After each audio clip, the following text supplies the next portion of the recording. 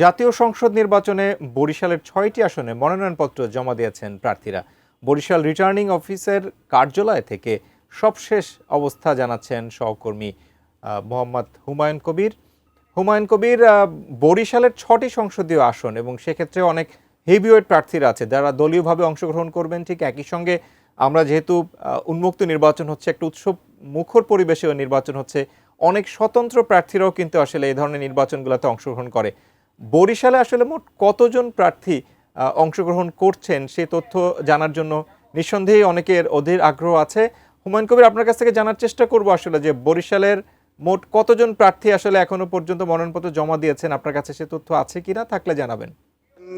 জাতীয় সংসদ নির্বাচনের আজকের ছিল মনোনয়নপত্র দাখিলের শেষ দিন এবং বরিশালে উৎসবমুখর পরিবেশে এবং শান্তিপূর্ণ পরিবেশে এই মনোনয়নপত্র দাখিল সম্পন্ন হয়েছে। আমি রয়েছি বরিশাল জেলা রিটার্নিং অফিসের সামনে। কিছুক্ষণ আগেও এখানে প্রচুর ভিড় ছিল, যেহেতু মনোনয়নপত্র দাখিল, তাদের সমর্থকরা, তাদের নেতা কর্মীরা এখানে উপস্থিত ছিল।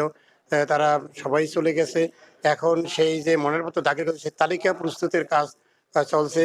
আজকে সকাল থেকে উৎসবমুখর পরিবেশে আমি আগে বলেছি যে মনোনয়নপত্র দাখিল করা হয়েছিল এবং নেতাকর্মীদের নিয়ে এসে প্রার্থীরা মনোনয়নপত্র দাখিল করেন। বরিশাল ১ আসনে বিএনপির প্রার্থী জহিরুদ্দিন স্বপন, বরিশাল ২ আসনে বিএনপির প্রার্থী সরফুদ্দিন সান্টু এবং বরিশাল ৩ আসনে দাখিল করেছেন বা দাখিল করেছে জয়নাল আবেদিন, অ্যাডভোকেট জয়নাল আবেদিন, তিনি আবেদন করেছেন। এছাড়াও বরিশাল ৫ আসনে বিএনপি চেয়ারপারসনের উপদেষ্টা অ্যাডভোকেট মজিবুর রহমান সরোয়ার এবং জামাতের সহকারী secretary general advocate Mozrul Helal এবং ইসলামী জামাত ইসলামীর আর এখানে কেউ অন্য কেউ করেনি। তবে আমরা তো জানতে পেরেছি বরিশাল ৩ এবং বরিশাল ১ আসনে বিএনপির ২জন প্রার্থী তারা মনোনয়নপত্র দাখিল করেছেন।